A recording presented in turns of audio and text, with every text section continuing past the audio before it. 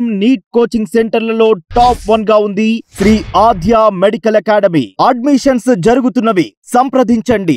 ఆంధ్రప్రదేశ్ ప్రజల పరిస్థితి ఏమైందంటే పాలిచ్చే గేదెని అమ్ముకొని అదేదో చేసే దున్నపోతుని తెచ్చుకున్నారనేటటువంటి అదొక ముతక సామెత, మాట్లాడుకుంటే బాగోదు కానీ అటువంటి పరిస్థితి వచ్చిందనమాట.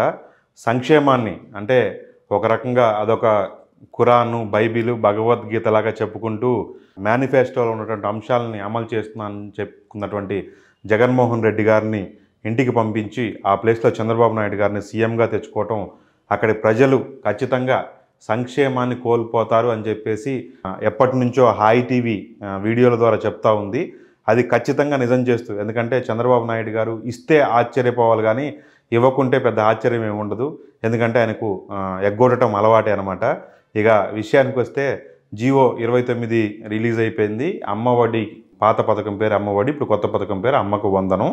15,000 రూపాయలు ఈచ్ మదర్కు 15,000 రూపీస్ మాత్రమే గవర్నమెంటు అంటే ప్రతి సంవత్సరం అంటే అమ్మఒడిలాగా ఏదైతే ఇస్తున్నారో ఆ స్కీమ్ని తల్లికి వందనం పేరుతో ఇస్తారనమాట. అయితే ఇక్కడ చెప్పుకోవాల్సిన అంశం ఏంటంటే ఈయన నిమ్మల రామానాయుడు గారు, అంటే ఇది ఎవరికి తెలియని వీడియో క్లిప్ ఏం కాదు, ఇది ఇలా సోషల్ మీడియాలో బాగా నడుస్తూ ఉంది. శివ దీని ఒకసారి ప్లే చేసి చూపించండి. అందరికీ కూడా ఇదిగో 15,000, 15,000, 15,000, 15,000, 15,000, 15,000 పిల్లగాళ్ళను నిమ్మల రామానాయుడు గారు ఇప్పుడు నీటిపారుదల శాఖ మంత్రి. ఆయన గారు అంటే ఎంత డ్రామాటిక్గా చెప్తారంటే ఎన్నికల సమయంలో పిల్లలు అంటే ఆయన ప్రచారానికి వెళ్ళినప్పుడు సైకిల్ వేసుకొని మరీ వెళ్ళి నీకు 15,000, నీకు 15,000, నీకు 15,000, నీకు 15,000 అని పిల్లలను చూపిస్తూ మొత్తం అంటే ఆయా పేరెంట్స్కి అంటే తల్లికి ఎన్ని 15,000 అకౌంట్లో పడతాయో చాలా డ్రామాటిక్గా చూపించడం అనేది ఇది సోషల్ మీడియాలో చాలా తిరిగినటువంటి వీడియో. అట్లా అంటే వాళ్ళకి గట్స్ నిజంగా అంటే నిమ్మల రామానాయుడు గారిని మెచ్చుకోవాలి ఒకందుకు. అది మంచో చెడో దాన్ని గట్టిగా బలంలో తీసుకెళ్తాడు. ఇక తెలుగుదేశం వాళ్ళకు అంటే వాళ్ళ ప్రచారం చేసే వాళ్ళని నిజంగా వాళ్ళని మెచ్చుకోవాలి. ఎందుకంటే అది నిజమో బద్దం చాలా గట్టిగా పబ్లిక్లో తీసుకెళ్తారు. వైసీపీ వాళ్ళ దగ్గరకు వచ్చేటప్పటికి చేసింది కూడా చెప్పుకోలేరు అనమాట. అంటే ఈనాడు లేదంటే ఆంధ్రజ్యోతి వాళ్ళు చెప్పినట్టు 5 ఏళ్ల అరాచక పాలన అని వాళ్ళు పదే పదే చెప్తుంటే నిజమేనని చెప్పేసి వీళ్ళు అనుకుంటారేమో, ఇంట్లో అట్లా కూర్చుంటారు. వీళ్ళు ఇవ్వని దాన్ని కూడా నిమ్మల రామానాయుడు గారు చాలా చాలా అంటే డ్రామటైజ్ చేసి నీకు 15,000, నీకు 15,000, నీకు 15,000, ఇది వినండి మళ్ళీ ఇంకొకసారి, నీకు 15,000 బాండ్ ఇచ్చాం కదా, మీకు బాండ్ కూడా ఇచ్చాం రాసి మీ దగ్గర పెట్టుకోండి, బాండ్ రేపు పొద్దున ఆటోమేటిక్ అయిపోతుంది. బాండ్ కూడా ఉన్నది. అంటే బాండ్ అంటే అది అంటే దాన్ని పెట్టి నిలదీయొచ్చు అనమాట. సూపర్ 6 సంబంధించిన బాండ్ ఇచ్చాం కదా కాబట్టి ఓట్లు వేయండి, ఇక సైకిల్ గుద్దన్నని సింబాలిక్ ఆయన సైకిల్ కూడా వేసుకొని వచ్చి చెప్పారు. ఇక విషయానికి వస్తే ఇప్పుడు అది ఏమీ లేదు తూచ్ అని చెప్పేసి చంద్రబాబు నాయుడు గారి ప్రభుత్వం జీవో జారీ చేసింది. 15,000 రూపాయలు మాత్రమే ఆడవాళ్ళ అకౌంట్లలో వేస్తామన్నారు. కానీ ఇక్కడ ప్రజలు గమనించాల్సింది ఏంటంటే సంక్షేమాన్ని జగన్మోహన్ రెడ్డి గారు సంక్షేమాన్ని నిజంగా అసలు ఒక పరిపాలకుడు ఇంత సంక్షేమం చేయగలుగుతారా? ప్రజలకు ఇచ్చేటటువంటి సామాన్య ప్రజల కోసం ఇన్ని పథకాలు, ఇన్ని డబ్బులు, ఇంత అంటే ఒక రకంగా అంటే ఒక పని కట్టుకొని లేదంటే ఒక టైం పెట్టుకొని అంటే ఒక క్యాలెండర్ రూపొందించుకొని ఈ టైంలో ఈ స్కీమ్కి డబ్బులు రిలీజ్ చేయాలి. దట్టు అది కూడా డైరెక్ట్గా బెనిఫిషరీ అకౌంట్లు అనమాట, డీబీటీ పద్ధతిలో డబ్బులు వేయాలి అని చెప్పేసి ఒక పద్ధతి పెట్టుకొని, ఎంత పద్ధతి అంటే జగన్మోహన్ రెడ్డి గారు రీసెంట్గా పులివెందులు వెళ్తే వాళ్ళ కార్యకర్తలు నిలదీశారు చేసిన పనులకు బిల్లులు రాలేదని.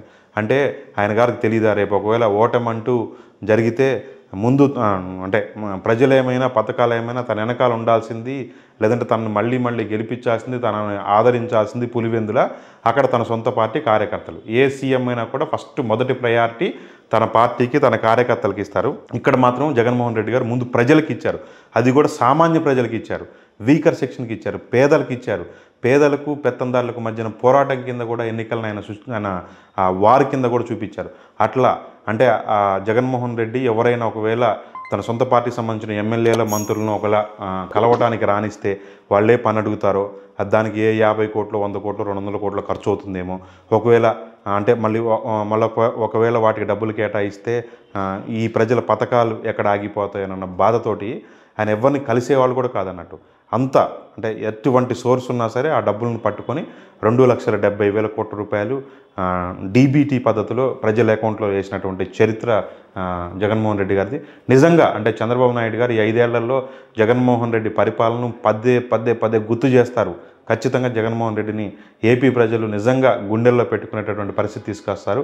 ఎందుకంటే ఈయన గారు చెప్పినటువంటి హామీలను పథకాలు ఇవ్వకుండా ఎగ్గొట్టడం ద్వారా ఆయన గారిని గుర్తు చేస్తారనమాట.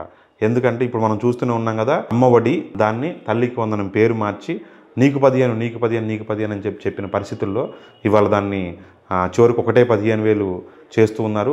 దాదాపు 1 కోటి మంది పిల్లలు ఇక్కడ చదువుతూ ఉన్నారు. 1 కోటి మంది పిల్లలంటే దాదాపు 15,000 కోట్ల రూపాయలు ఇవ్వాల్సి ఉంది. 6,500 కోట్లతోనే అంటే ఎంతమంది పిల్లలు ఉన్నా ఒక తల్లికి మాత్రమే జగన్మోహన్ రెడ్డి అకౌంట్లో వేయడం ద్వారా 6,500 కోట్లతోటే సరిపోయేది. దాన్ని 15,000 కోట్లకు తీసుకెళ్లేటటువంటి పరిస్థితి తీసుకొచ్చారు. ఎప్పటికైనా సరే చంద్రబాబు నాయుడు గారికి అవకాశం ఉంది. ఏంటంటే కేంద్రంలో నరేంద్ర మోడీ గారి జుట్టు చంద్రబాబు నాయుడు గారి చేతిలో ఉంది. తెలుగుదేశం యొక్క దయాదాక్షిణ్యాల మీద ఆధారపడినటువంటి ఎన్డీఏ గవర్నమెంట్ ఉంది కాబట్టి ఖచ్చితంగా జగన్మోహన్ రెడ్డికి లేని అవకాశం నీకున్నది కాబట్టి డబ్బులు తీసుకొచ్చి ప్రజల సంక్షేమాన్ని మీరు ఇచ్చినటువంటి హామీలు ఏదైతే ఉన్నాయో సూపర్ 6 ఏదైతే ఉందో దాన్ని అమలు చేసి చూపించడం ద్వారా జనాల్లో జగన్మోహన్ రెడ్డిని మరిపించండి.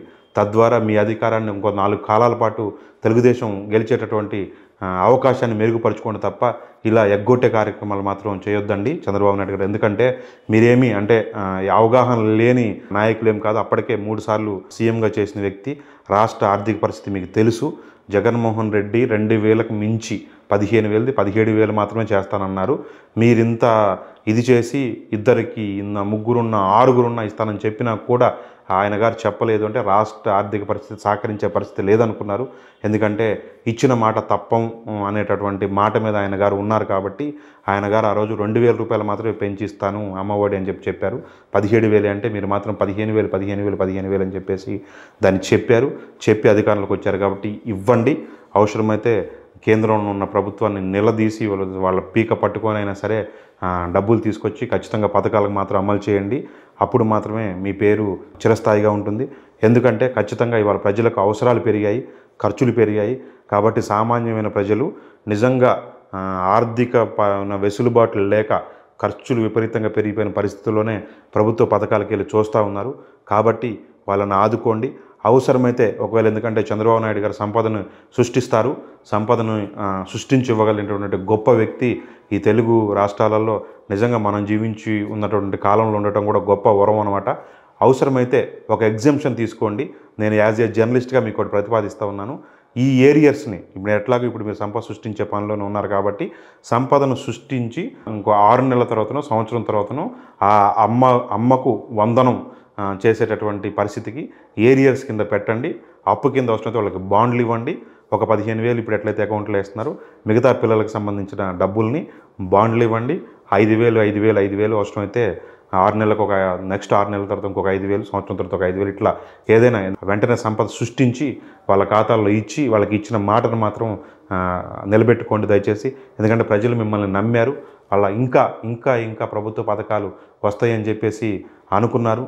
రూపాయి 5 చేస్తానని చెప్పేసి మీరు చెప్పినటువంటి మాటని వాళ్ళు నమ్మారు కాబట్టి ఖచ్చితంగా నిలబెట్టుకునేటటువంటి ప్రయత్నాన్ని చేయండి. అంతే తప్ప ఎగ్గొట్టేటటువంటి పని అయితే వద్దు. చివరిగా ఒక మాట, ఇప్పుడున్న పరిస్థితుల్లో జగన్మోహన్ రెడ్డి దిగిపోవాలని వైఎస్ఆర్సీపీ ప్రభుత్వం పోవాలని చెప్పేసి తెలుగుదేశం నాయకులు కార్యకర్తలు ప్రజలను పదే రిక్వెస్ట్ చేసి ఓట్లు వేయించారు. మీ పథకాలు ఎక్కడికి పోవు, మాది హామీ, బాబు గారు మారిపోయారని చెప్పి కూడా వాళ్ళకి హామీ ఇచ్చారు. రేపు వాళ్ళు ప్రజల్లో తిరగలేని పరిస్థితి వస్తుంది. ఎందుకంటే ప్రజలు వీకర్ సెక్షను, నాకు నువ్వు డబ్బులు ఇప్పిస్తానన్నావు కాబట్టే ఓట్లు వేస్తానని చెప్పేసి వాళ్ళు నిలదీసి అడిగేటటువంటి పరిస్థితి ఉంటుంది. అవసరమైతే గల్లా పట్టుకొని కూడా నిలదీసేటటువంటి పరిస్థితి ఉంటుంది. కాబట్టి పేదవాళ్ళకు సంబంధించిన డబ్బుల్ని ఎగ్గొట్టొద్దు. పేదవాళ్ళకు సంబంధించిన కడుపు కొట్టి అది పెద్దవాళ్ళకి పెట్టేటువంటి కార్యక్రమాన్ని చంద్రబాబు గారు గతంలో చేసిన మూలాలనే జగన్మోహన్ రెడ్డికి అంత పేరు వచ్చింది. వైఎస్ రాజశేఖర రెడ్డి కానీ జగన్మోహన్ రెడ్డి కానీ పేదల మనుషులు అనిపించుకున్నారు అంటే వాళ్ళు ప్రజా సంక్షేమానికి పథకాలు ఇచ్చినటువంటి మనుషులు కాబట్టి అనిపించుకున్నారు.